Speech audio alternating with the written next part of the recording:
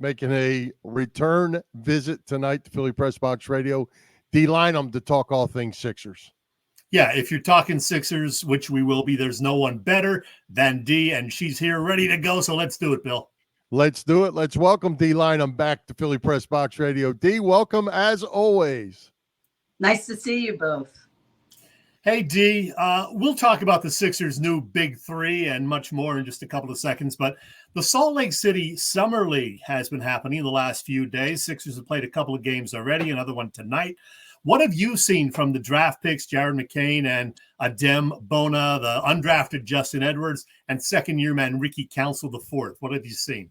Well, I think obviously Ricky Council IV, you can tell what a difference an extra year makes. His 29 points the other day, they just look more seasoned, and it's always been that way for as long as I've been covering the summer league. So I'm happy for him because I saw his development last year. Obviously he was a two-way guy, so I saw him plenty down in Delaware with the Bluecoats. Jared McCain looks quite comfortable with the ball in his hands. I think he has the possibility of, playing some point for them. He did not shoot the ball well the other day, but that can be expected, especially because I don't think they play a lot of basketball between the end of their season and the draft, and for a lot of good reasons. So, and then the kid from UCLA, I think I'll get to see him quite a bit in the G League, which is where he should develop. But he's clearly athletic, has a nose for the glass. So I thought both picks were really good picks by Daryl Morey on draft night. And I'm looking forward to seeing them. I go to Vegas on Saturday, so I'm looking forward to seeing them in person. Well, D, it was kind of a wholesale roster cleanout come free agency. You like what you saw? Do you like the Paul George pickup to start with? Obviously, he's the prize at this point. Yeah. Well, when you say wholesale cleanout, by design, Daryl's waiting for this moment to be able to have all those contracts expire so that he could be somebody who could play in free agency. Some would say this wasn't the greatest free agent class, but you can't pick that. So for who was there, he got the second best guy on the board. And, him being able to do that was really impressive because I thought Paul would be headed back to Los Angeles. And the Clippers, things kind of all worked out for the Sixers because the Clippers didn't want to, have those big three, Harden and Kawhi and Paul George. A lot. This news. Ow. Oh my God. So she's getting things set up right now, and let's bring her back. D, are you there? Yeah, okay. Anybody hurt? Hey. Yes. Oh my God. I just have to tell you. So my phone said 10%. So I tried to plug in the extension cord, and I pulled the whole thing down. I apologize. You didn't pull yourself down, though. You didn't get hurt. Okay. So we were talking about Paul George, and I want to ask you about the other new addition, Kelly Oubre back also. But Caleb Martin signed just this past weekend. What does he bring to the team? Pretty good player, I would think, with the Heat. What's he going to bring to the Sixers? He is a good player. He's a winner. I can tell you that. He will defend. I don't know exactly what they will do, but I anticipate that you have a good chance that your wing players in your starting lineup will include him, Paul George, Maxey, and Kelly Oubre. Yep. Yeah. Hey, D, while you were off, Chet threw up the latest odds that came out after the and there we are with the Sixers in the number 3 spot in the odds, or tie for third there. Is that a little bit of an overshot, do you think, or you like them that much? I think because they made the most movement. Obviously the Knicks made the splash before free agency in getting Bridges. But I think just acquiring the Paul George, you're upgrading from a Tobias, who I think was a very consistent player. Obviously, his final game in a Sixers uniform was terrible. But you're upgrading with a guy who's a 9-time All-Star. So that and Embiid's been in the MVP conversation for the last 3-4 years for sure. Injury, kind of has gotten in the way in a couple of those years. And then, the steps that Maxey took last year to become an all-star. So I understand why the odds went where they are. The bottom line is, if you don't have a healthy Embiid, none of those odds matter. And that's really what this always comes down to. Hey, D, you mentioned Jared McCain. Is he going to get much playing time as a rookie, do you think, or is it too soon to tell? I mean, I think it's hard because the game is just so much faster, so much more physical. And if he is going to play like some point guard position, I think that's really hard for a rookie on a good team to do that. But I know he'll try to crack that rotation for sure. I anticipate that they will sign some kind of backup point. It might even be the kid Jeff Doughton Jr. And I think you can see his experience as well. Yeah. Having years under his belt, just like Ricky Council IV. Yeah, I watched some of the first two Summer League games, and Doughton had a pretty good second game, so that was good to see. Andre Drummond back with the Sixers. As I said, I think he's one of the best backups to Embiid that the Sixers have had over the years. Embiid likes him, so I'm glad they brought him back. And is he a worthwhile backup for those times that Embiid will not be out on the court? Yeah, he's the best they've had in the Embiid era for sure. Yeah. The one consistent thing with Andre is his rebounding per 36 is off the charts, always has been. I don't think you'll find a year that number wasn't really, really high. And the reason I use the per 36 with him is because he's been in situations where he's been a backup. Early on, he was a starting center, but the one thing is it does not dip. When he's out there, he boards. So I think that's a good thing for this team. And he can, the guy's only 30. So it's not like he's an old man or anything. When Dwight Howard was here, he was obviously up there in years. So I think Drummond, it's a nice security blanket to have. And it's a real nice guy to have, like on the nights where maybe you only have to play Embiid 30 and Andre's in there, helping you win the game. Hey, do you see them keeping the Kyle Lowrys and the Robert Covingtons and those guys for some bench depth? How do you see that playing out? Because I think after the first 7 or so over the last couple of years, it's been pretty thin. So I don't think Robert Covington will be back. I think his injuries last year, you're just not going to do that a second time. I think there's a chance Kyle Lowry could be back. And I would love that. I love his voice in the locker room. And then some nights he wouldn't play. So that's why I say you're going to have somebody else who can be a backup point there. I think if I'm not mistaken with the guys that we're talking about, Eric Gordon's there as well. I think you're at 10 players. So there's only a couple to be had. Plus you'll have your two-way guys. So we'll see. One thing about Daryl Morey, he never believes that the team that starts training camp should be the team that finishes your season, because he thinks you should always be looking at what you put together and give it time and then decide what do I need to still go out and get. And so I believe that even if you don't think they have enough at the start of training camp, he will make sure it's enough as you go along. Well, Dee, we talked about just about everybody, except we haven't really talked too much about Joel Embiid yet. First of all, what do you think about him playing in the Olympics? And what should we expect beyond that, coming into October and the next season? Well, I'm really happy for him playing in the Olympics. That's a dream for a lot of people. Not many get to fulfill that dream, no matter what your sport is. So I'm happy for him. And I don't know, I saw a report that he didn't look good in practices or whatever. I mean, they just arrived in Vegas on the weekend. So I would say give it some time. They'll play those games in Adubai, or I don't know what I'm talking about. They have warm-up games there. Before the end of the month, they'll be in Paris. So I'm looking forward to it. I want to see what they're counting on him for sure. And I think they have a good team. The Tyrese Maxey, what an improvement over 1 year to the next. Great improvement. Great player. Still more upside. We expect that he can get even better. I think you always can get better.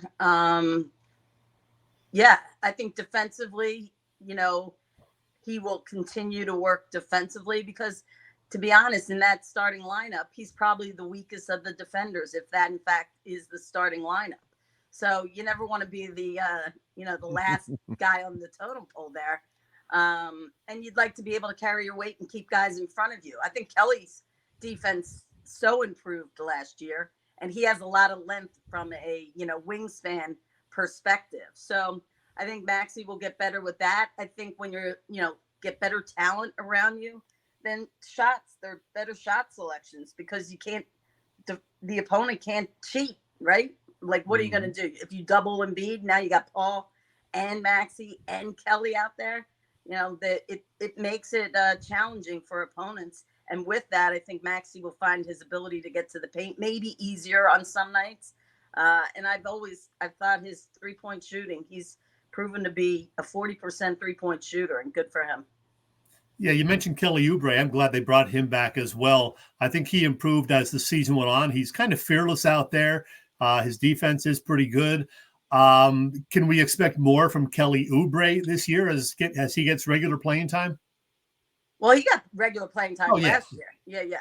I think, look, he bet on himself last year and ended up with a very minimal contract. He got a slight raise. I think in talking to some people, teams out there were like, all right, so he had that one great year and he was a real good teammate. But, would he continue to do that? So I think Kelly really, really liked it here. The city seemed to embrace him. And so it actually worked out for both sides because I don't think they overpaid him. And so you're able to stay, hopefully in that first apron. Well, you mentioned Joel earlier and being healthy and none of it mattering if he's not. Do you see this? Seems like on paper, at least, it's only July. A lot more talent in this group than what we had last year. Do you see the Sixers coming out with a different offensive approach, more team-oriented approach than building everything around Joel? Because when he was out, they weren't very good. Yeah, but I wouldn't chalk that up that it wasn't a team-oriented offense. I think Nick Nurse's that offense moves the ball and they trust that the ball will come back to them. It's not just I would say the offense when it was Harden and Embiid was far more left guys standing around than last year. Obviously, yeah, you're right. When he was out, they weren't a very good team, but a lot of that had to do with who they were defensively. They dropped so significantly and people scored on them. So I think the offense will continue to be one where the ball moves and people move. And it's worked for Nick Nurse enough that he has a championship ring from Toronto. I think he tries to extract the best out of what is given to him, but I don't think he's going to change a lot of what he's learned and what he thinks works in the NBA based on the players that he has this year. I think you're gonna see a ball that just, like I said, moves. You mentioned last year that you liked Nick Nurse. With this major changeover in the roster, will he attempt to do anything differently? I guess this is a follow-up to Bill's question. Should we expect anything different from the way Nick Nurse coaches the team this year? I don't know. I mean, I guess I'm trying to think of like what Paul George, you're going to use him differently than you use Tobias Harris, but that seems obvious to all of us. And when I say differently, one thing that I was told that I appreciate is like Paul George doesn't mind being the second or third option on a team. And some might say, well, that's not good. I think it is good because he had Kawhi. Obviously, he had Harden for most of last year. He's been in other situations where he's had, some pretty high-level players around him. So the fact that he's gotten to a point where he understands, Embiid, Maxey, these are high-level players.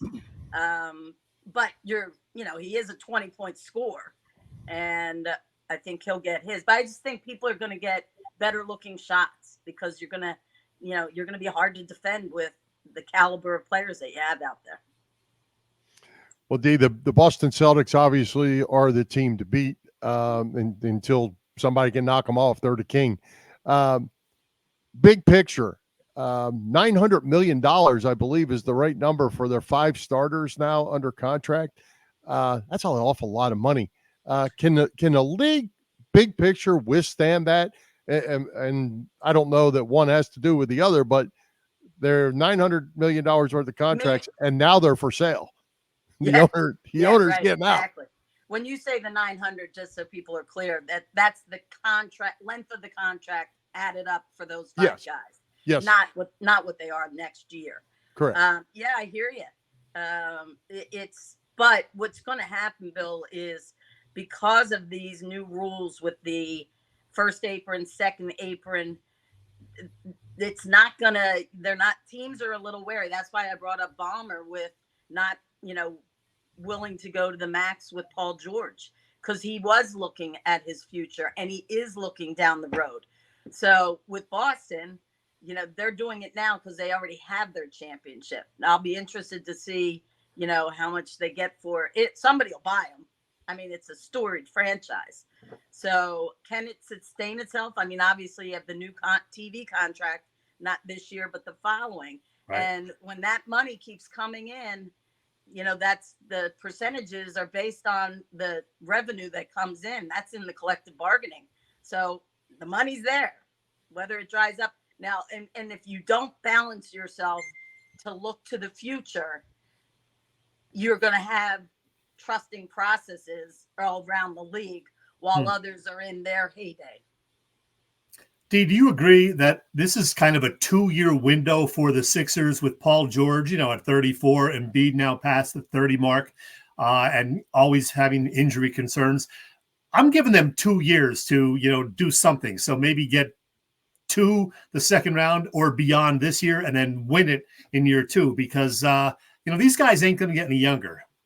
Yeah, I actually would say I'm expecting, and again, Embiid has to be a healthy Embiid in the postseason. I really, if I don't have them for the whole regular, I'm not, they won 9 straight games when they went in the postseason last year when he came back. So, and then he ends up with, Bell's palsy, and he's had some really strange things happen to him. So if he's healthy, I mean, you're pushing for an Eastern Conference appearance. Yep. So I would agree with you. You got to get it done. That's what Daryl Morey believes. And you're going to do it in the window of what Paul George's deal is. And that's 4 years. Mm-hmm. Yeah. Well, when you sit back and you look at what's happened over the last couple of weeks with the draft and free agency, Daryl Morey's grade, what would you give him at this point for what's happened? I mean, I think you got to give him an A for sure. He set himself up. He did a good job to create this cap space that he had. He knew how his whiteboard was. He jumped on the ability to grab Paul George, fly out there, let's get this done. And then I think he knew, who we wanted to bring back. Kelly obviously was high priority there, and he hoped he would get him at the right number, which he did. And then, Tyrese waiting to have his extension happen this year as opposed to last year allowed them to be able to make all these moves. If Tyrese didn't do that, which is similar, Josh Hart did something similar in New York so that they could get DiVincenzo last year. So I think Daryl, I'd give him an A. Honestly, the team that Harden was when he acquired Harden should have been as good as this one that we're talking about. I mean, the fact that what happened at the end of Game 6, it shouldn't have been that. Yeah, I agree. Yeah. Well, D, you're on 97.5 occasionally still, and you talk more than Sixers. So I just wanted to get your take on what the Phillies are doing this year. Bill and I are going to talk a lot of Phils in the second half, but what's your take? Is this the year for the Phillies, do you think? I would hope so. I will say this, they're a fun team to watch. I know even like a casual baseball fan is interested in this team. I think they have a lot of players that have a high likability. I think Topper does a great job. when they get nervous because they lose a couple of games, I say to people, they still have it's usually either the first or the second best record in baseball. So let's relax a little bit, Yep. Obviously we'll see what Dombrowski does at the trade deadline, or what's available, and how does it help that group. And they got to weather these injuries. That's the biggest thing. You want to be, if you can keep it afloat like they have, with Schwarber, JT, and Bryce out. Imagine when they get them back in the lineup. Yeah. Hey, Dig, you've been covering Philly sports for a long, long time. Have you ever seen a time where the players from the different organizations just seem to really like each other, and they're public friendly, I guess I'd call it, instead of meeting somewhere for a beverage, maybe they're the Nick Castellanos putting George's name on the back of his number 8 last night. Yeah. That kind of stuff never happened. But you saw some of the young Flyer guys at Phillies games last year. Of course, Kelsey was everywhere with the Eagles stuff going on. But these athletes in this town seem to really like it here and seem to really like each other. Well, I think winning teams helps. And I would say, the Flyers obviously are a little bit away. I did interview Danny Briere the other day, but they were better than people thought they were supposed to be last year. And obviously, with the Sixers, they're trying to build, they're making these big moves. So I think that because they're winning organizations, and then you couple that in with the fan base, 4 for 4, you hear it all the time. These guys know what 4 for 4 means. So they know when they show up at another venue in this city, the people go crazy for them. So I think they probably are true sports fans. Some of them probably have young kids who also like to go to other games. And I think it's just a city that really embraces its players.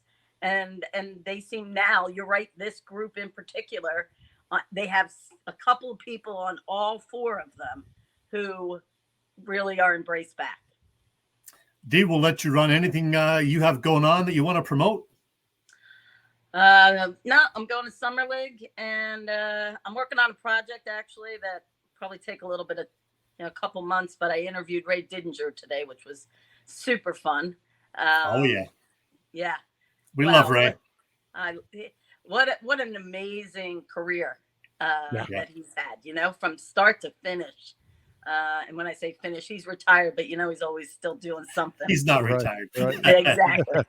So and then I'm going to try to enjoy my summer, because I teach at college, and that always starts in the middle of August. So yeah, I was going to say, most importantly, are you getting your tee times in? Yes. As a matter of fact, I'm actually going to play in the Pennsylvania Women's Amateur at the end of the month. It's a 2-day. Wow. Yeah, I did it 2 years ago. It rotates. It flips between Pittsburgh and this area. And, to go out to Pittsburgh last year, I didn't do it because I'd have to have taken off work. But yeah, I have 2 back-to-back days at Waynesboro. So we'll see how I do. Fantastic. Right. Well, Dee, as always, thanks for taking the time to join us. We appreciate you, as we always do, coming to visit us. Thanks for having me. Sorry for the technical difficulty. That's okay. Thanks, Dee. Take care. No problem. Thanks, Dee. All right.